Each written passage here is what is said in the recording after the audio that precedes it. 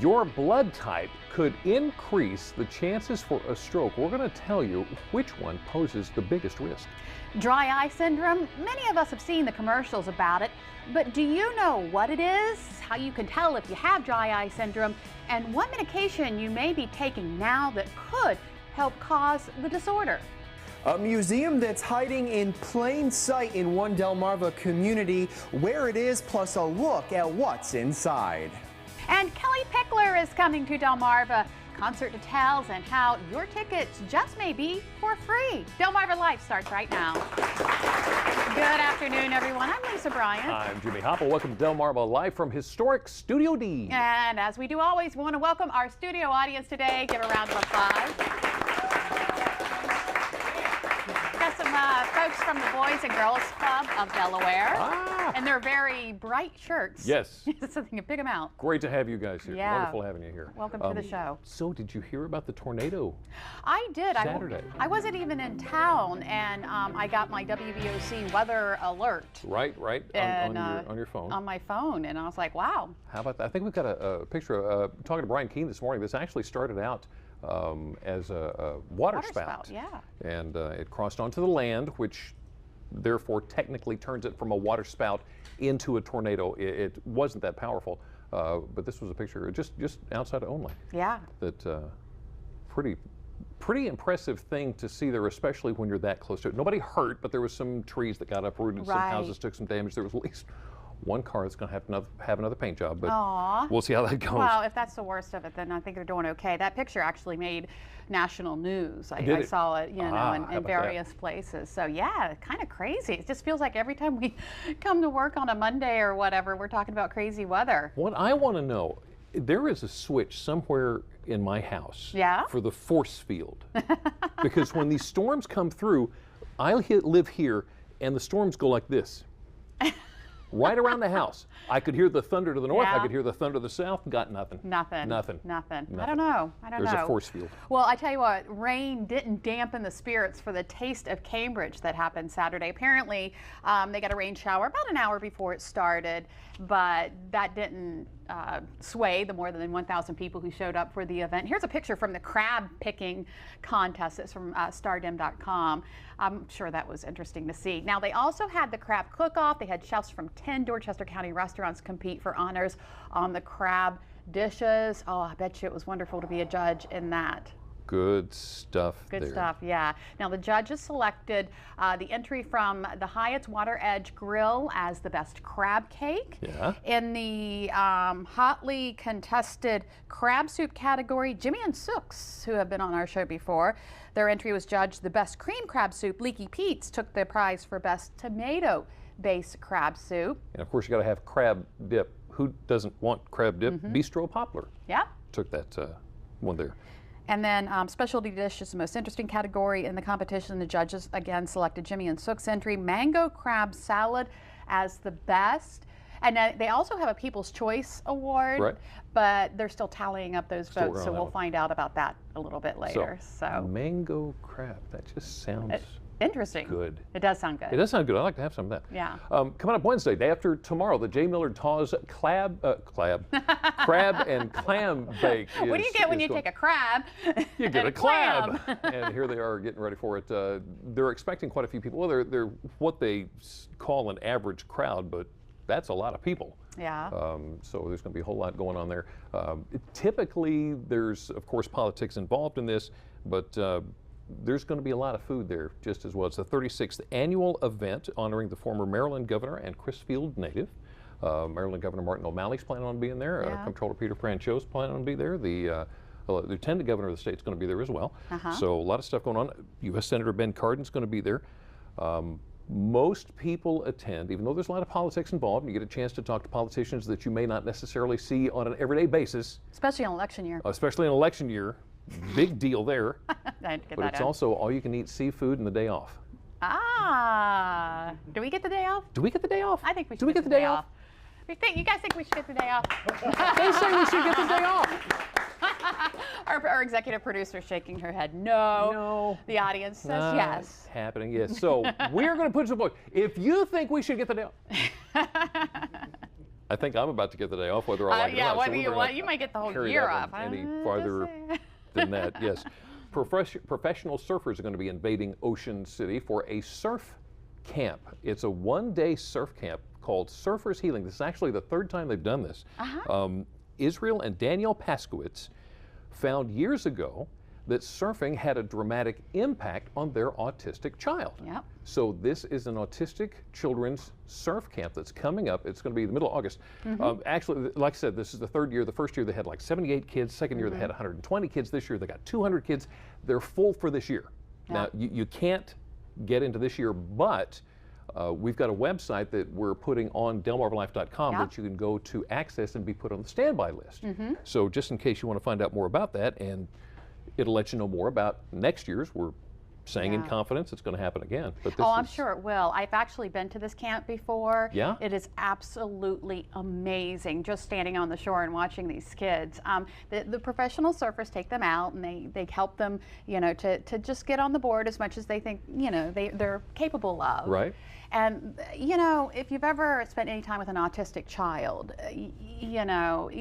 If you can make a connection in there. Yeah, whether it be through art, music, whatever, there seems to be a connection there with the surfing, and it's a beautiful thing to see. And by the way, we're going to have them on the show, people from the Surfers Healing, Wednesday. Really? Yes. Oh, yeah. That's terrific. I can't wait for that. I didn't know that. Yeah, yeah. So it's a wonderful, wonderful camp. And people come from all around to bring their children to it. Well, good stuff. Yeah, good I'm excited. I want to say congratulations to the Berlin Major Little League. They played, and the All-Stars from Berlin beat Fruitland in the semifinals. They could be representing this year's District 8. Looking for the state championship title. They face rival West Salisbury tomorrow evening, 5:30. And congratulations to you guys. Great job. Great.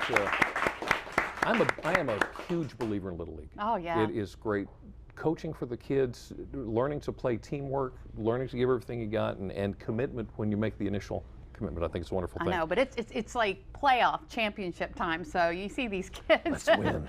Let's win. We're going to win. Got that determination. Also want to say congratulations to Dawn Manuel and her son Brandon. They now have the keys to the third Habitat for Humanity house that was built in Berlin. That's the president of the Worcester chapter, John Courthouse, who is hugging Dawn.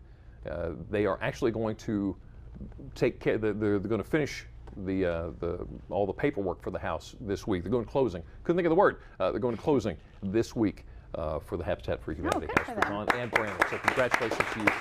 As we talked about with Sussex County and all that, when it comes to Habitat for Humanity, there's a sweat equity. You're not just handed the keys. Right, right. You've got a 250-hour commitment of going in. She said she learned so much about building a house that she didn't know before. I bet. So I bet. That's congratulations So I bet to you. she'll become a volunteer later on. I'll bet you're right. Yeah, it's a wonderful program. The Food Bank of Delaware is expanding its Milford branch, even though they only have about 2/3 of the money they need. The Food Bank of Delaware feeds more than, get this, 1 out of every 4 residents of the state. That is astonishing. And you know, this is the time of year we really need to talk about it because we all donate food around Christmas time, around Thanksgiving and everything. But you know, there's a lot of kids home from school for the summer alone, and they're not having lunch, or you know, they need food. So, but anyway, I kind of went off on my own little tangent there. It's a good tangent to go on. Board members voted unanimously to go ahead and start the $2.8 million expansion. I think we should go ahead and vote unanimously to help them fill it with food to give out. Yeah. So if you've got some time to pitch in that you can help out with the food bank, or if you've got some money that you can pitch, they feed 1 out of 4. 1 out of every 4 statewide. That takes incredible. a minute to kind of absorb and think about. But hey, moving on. Friday we talked about the Dover. Downtown Dover partnership. Downtown partnership. They were decorating the stars. Right. And then we kind of got off on a tangent, wondering, well, what do these stars mean? What's the deal with the star? Yeah, you know, you see people put these stars on the side of their house, on the barn, or whatever. So we just kind of put it out there, and of course we got answers, and we really appreciate it. Helen Wells sent us a message. She said barn stars, which is what they're called, were meant to represent the mark of the builder, but became more frequently used for aesthetic purposes. And were added to the building after construction was complete. She found that information in a craft Oh. shop in Lancaster, PA. And I did a little bit of research too, and that's pretty much it. It was Yeah. like, you know, the builder builds your barn and everything, and then puts the star up there as kind of like his little, That was his mark. his mark. It's done. And now just because it looks good. It just looks good. Okay. Yeah. Well, I can go with that. Yeah, so we found our answer. Okay, so here's a big test, okay? Just if you know the answer, shout it out. Cameras are pointed this way, you're gonna have to holler or we're not gonna hear you, okay? This is a test. Do you remember the old toys that we used to play with? Got a couple of pictures here. Holler out if you know what it is. What is this? Tiddlywinks. Who said Tiddlywinks? Tinker Toys. Tinker Toys, that's right. All right, I want to see if anybody can name this one. That thing. That thing. Do you Yeah, remember it? that's what I was doing. I'm like, You remember playing with it, I don't you? had one. You went like this. It's called, I had one too. It's called the magnetic gyro wheel. Had no idea what it was Didn't know called. what it was called, But I no. remember playing with it. And? Trolls. Yeah. Everybody had a troll doll. And we were talking to our executive producer this morning. She said she remembered getting the little ones out of the machines. We're like, oh no, they used to make them like this. I never had one of those. You know, I saw these monsters. The hair was like, it was huge. Remember Lincoln Logs? I remember Lincoln Logs. Lego blocks? Lego, oh yeah. I still have my Mrs. Beasley doll. Does anybody remember Mrs. Beasley? Yeah. I know the name. How do I know Mrs. Beasley? From what? Family Affair. Oh yeah. Remember yeah, Buffy yeah. and Jody?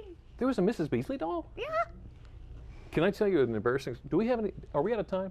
Do we have? Keep okay. going.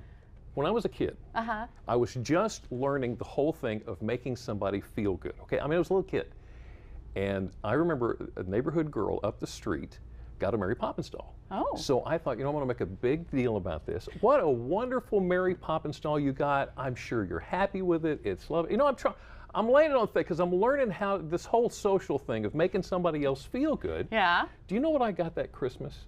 Oh no. You did get a Mary Poppins? Can you explain to me what mother buys her son a Mary Poppins doll? You should have gone to the other neighbor who had the Ferrari and said, Yeah, you know, that's a great that's car. a really great car. I want that car. Mary Poppins doll. You still have it? Still to come on Delmarva Life. How your blood type could put you at risk for stroke. Plus, it doesn't get much fresher than a local farmer's market where the produce goes from the field to your fingers within a matter of hours. Plus, the other unique items you'll find.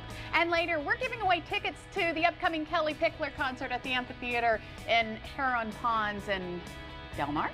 How you can go to the show for free and what other shows are lined up at the new venue. Delmarva Life, life at its best here on Delmarva. Delmarva Life is brought to you by Sussex County Federal Credit Union, guiding you to your financial future. Peninsula Regional Medical Center, honored to serve the entire Delmarva Peninsula since 1897. And your local York and Mitsubishi dealers.